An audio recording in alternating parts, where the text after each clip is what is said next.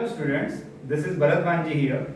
In class 12 physics, today we are going to learn the parallel plate capacitor. Okay, already we know about the concept of capacitor. Okay, so first question we can say that why we cannot use the single plate capacitor. Okay, if you use the single plate capacitor by considering the other plate at infinity. Okay, so as it is keep on charging. Okay, when it is getting charging, its electric field also increasing. So, okay, as the charge on the parallel plate, single plate capacitor is increasing, its electric field also increasing, which ionizes the surrounding medium. Okay, so whatever the gases are there around this parallel capacitor, that also get ionized, and because of this, charge can start leaks. Okay, start linking, and as we know that capacitor C is equal to Q by V. As Q is leaks away, so Q start decreasing, the capacitors of the single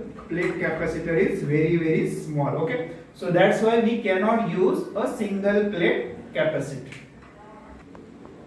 Now when we are having the two parallel plate capacitor, okay, one is suppose is one plate is positively charged, okay, complete positively charged, and because of this charge, if we take the another plate nearby, the negative charge starts inducing to this side, and the other side we get the positive charge. Okay, now to get the more capacity, we should ground the other plate so that this positive charge can get discharged, and one plate should have positive charge and one plate should have the negative charge. Okay, so here we can see that so one plate is positively charged and another plate is negative charge. Okay, one more consideration here, the separation between the two plates, that is the D should be, or D square should be less than equal to A. Okay, this area of the plate should be quite large than the separation between the two charges. If it is not so,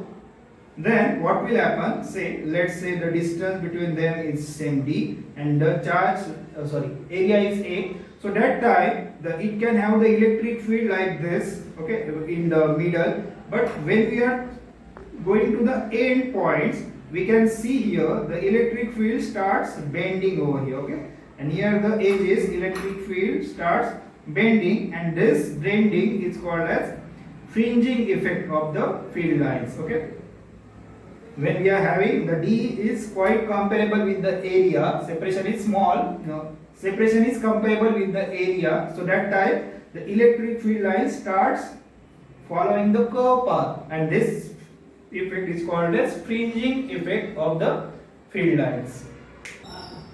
As we know that electric field due to the parallel plate conductor is E is equal to plus sigma by 2 epsilon naught due to positive charge, and due to negative charge we get electric field E minus is equal to minus sigma by 2 epsilon naught. Okay, so just remember the formula, that is electric field due to parallel plate conductor is equal to sigma by 2 epsilon naught. Okay, so now we know that when we are having the two parallel conductor of oppositely charged, the electric field outside this is equal to 0. Same way electric field at this region is also 0, and but the between the two parallel plates we get electric field is equal to sigma by 2 epsilon naught due to the first plate plus sigma by 2 epsilon naught due to the second plate, and if you add this together we get the total electric field, that is sigma by epsilon naught over here.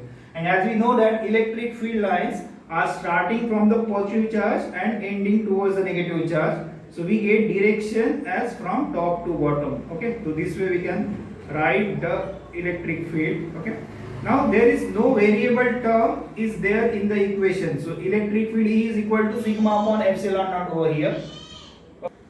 We can see here electric field between the two plates E is equal to sigma by epsilon naught, where sigma is surface charge density, therefore the charge on the parallel plate we can see here, that is sigma into A. Okay, charge will be equal to sigma into A. Okay, next the relation between electric field and electric potential. Okay, so E can be written as V by D. Okay, so that expression we can use here. D is the separation between the two plates, so we get we can write this as V is equal to E into D. Okay, So if we substitute the value of E, that is sigma by epsilon naught into D, okay, and again we can place sigma is equal to Q by A, okay. So we can get here Q by A into D and into epsilon naught. Okay, so this way we can get V is equal to E into D, that is equal to sigma by epsilon naught into D. As sigma is equal to Q by A, we can get V is equal to QD by A epsilon naught. Okay, as we know the formula for the capacitance, C is equal to Q by V. Okay, C is equal to Q by V. We can get here Q is equal to sigma into A. Okay, Q is equal to sigma into A upon V we can take as sigma D by epsilon naught. Okay, sigma D by epsilon naught. If sigma get cancelled out, we get capacitance C is equal to A epsilon naught by D. Okay, capacitance C is equal to A epsilon naught by D.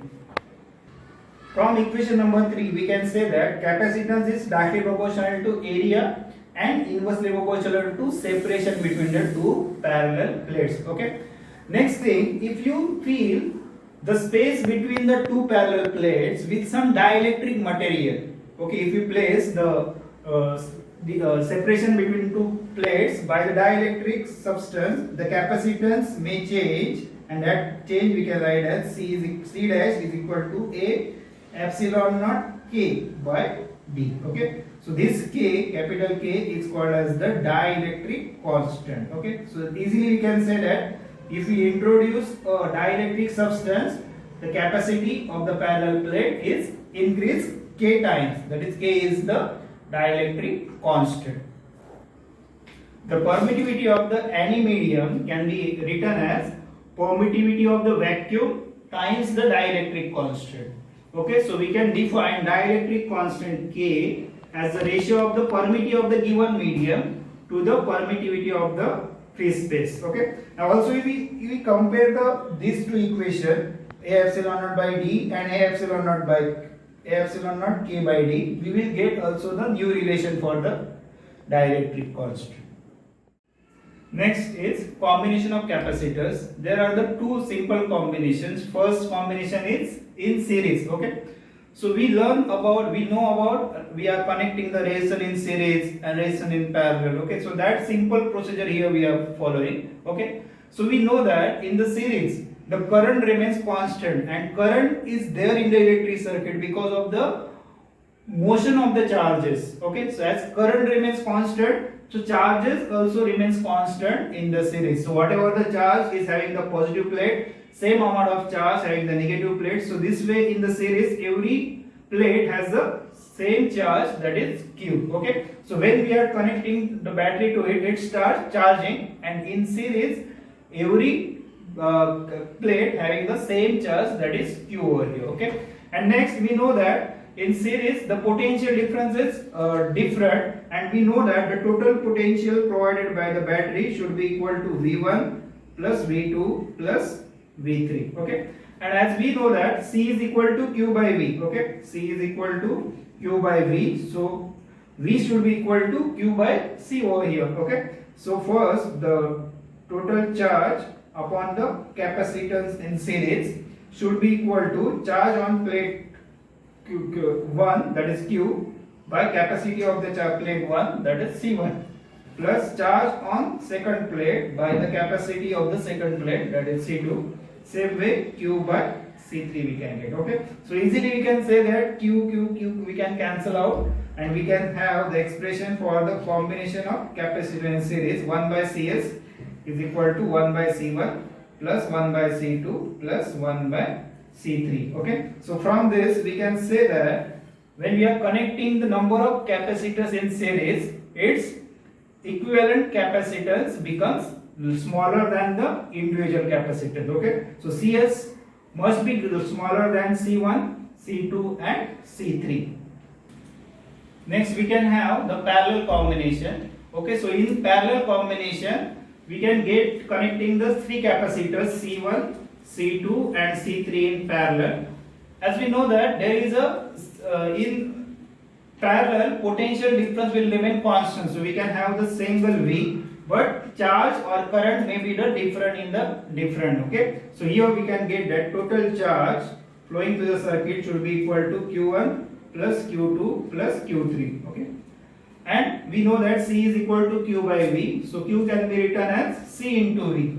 Okay. So here C equivalent, that is C parallel into V, should be equal to, on the first plate total charge should be equal to C1 into V plus C2 into V plus C3 into V. Okay. This way we can write. We can take V common in all this. So V into C1 plus C2 plus C3 we can have. And on this side we are having V, so V will get cancelled out. We can get easily Cp is equal to C1 plus C2 plus C3. Okay, so this way we can write C1 plus C2 plus C3 is the equivalent capacitance. Okay, so we can say here when we are connecting the capacitors in parallel, the net equivalent capacitance becomes larger than the C1, C2, C3. So when we want to increase the resultant capacitance, we are going for the parallel combination, and when we want to decrease the net capacitance, we are going for the series combination. Next concept is energy stored in capacitor. Okay, so to find energy, we should find work done, and we know that work done or potential difference V is equal to W by Q. Okay, work done per unit charge. Okay. And we know that C is equal to Q by V. Okay, so these two concepts we are going to use to learn the energy stored in capacitor. Okay, so first of all we are saying that we are having the two parallel plate. One is positively charged and another is negatively charged. Okay, so next we are moving a small positive charge existing on the negative plate. It should move from plate B to plate A. Okay, as plate A is already a positively charged, so it will, the external agency must do some work to move this positive charge from plate B to plate A. Okay, and that work done we can write. So dW is equal to potential difference between the two plates into the charge which we are moving, that is dQ. Okay, dW is equal to V into dQ. Again, by this second relation we can have dW is equal to, V can be written as here Q by C. Okay, so that is Q by C into dQ we are getting. So this is the small work done required to move the small charge dQ from negative plate to the positive plate. Okay, so to find the total work done, we can have the integration, that is W is equal to integration of dW. Okay, so that will be integration of Q by C into dQ. Okay, so we have start saying that from the limit are 0 to Q. Here C is a constant, so we can take C outside. So 1 by C integration of Q dQ from the limit 0 to Q we are having. Okay, next step we can say that the integration of Q dQ simply written as 1 by C, that is Q square by 2 within limit 0 to Q. Okay, if you substitute the limit, the work done will remain 1 by 2 Q square by C. Okay, so this is the work done to move the total charge on B to the A. So we can write the energy stored in capacitor U is equal to half Q square by C. Okay, as we know that C is equal to Q by V. C is equal to Q by V, so Q can be written as C into V. Okay, so if you substitute that over here, it will become half Q, it will be equal to CV, so it is C square V square by C square, sorry, just C. So this C and this square terms cancel, and we have the another formula, that is half C V square. Okay, this way also we can write.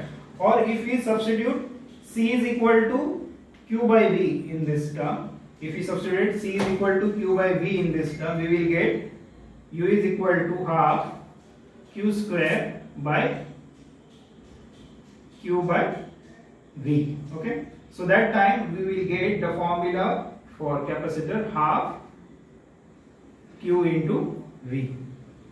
Okay. These three relations we can have for the energy stored. First is U is equal to half Q square by C, second is U is equal to half CV square, and third is U is equal to half Q into V.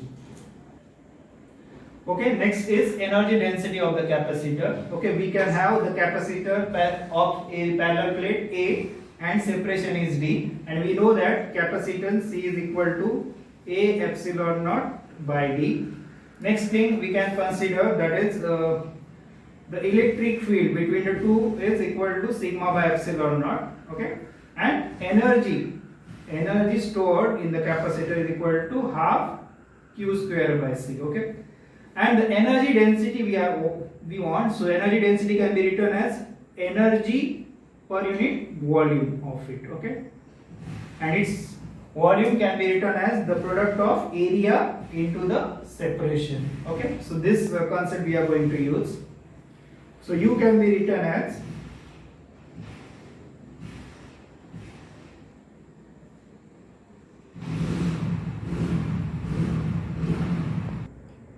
so here charge can be equal to charge density into area, surface density into area. So we can substitute sigma is equal to epsilon naught into E into the area. So total charge can be written as epsilon naught E into A. Okay. So if we rearrange the terms in this, so energy density can be written as half Q square by C A D. Okay. This way we can write. So we can substitute Q from here. So it can be written as half Q square can be written as epsilon naught square E square by A square. Okay, upon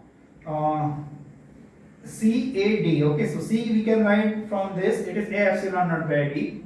So we can write here A epsilon naught by D into area into D. Okay. So here we can see here that D get cancel out from here, and A square also cancel out from here. Okay, so this epsilon naught square and this epsilon naught can cancel out. So U can be written as half epsilon naught E square. Okay, so this is the expression for the energy density. U is equal to half epsilon naught E square. Now only one part left of the chapter number 2 that we are going to do in the last next video. Okay, thank you, all the best to you.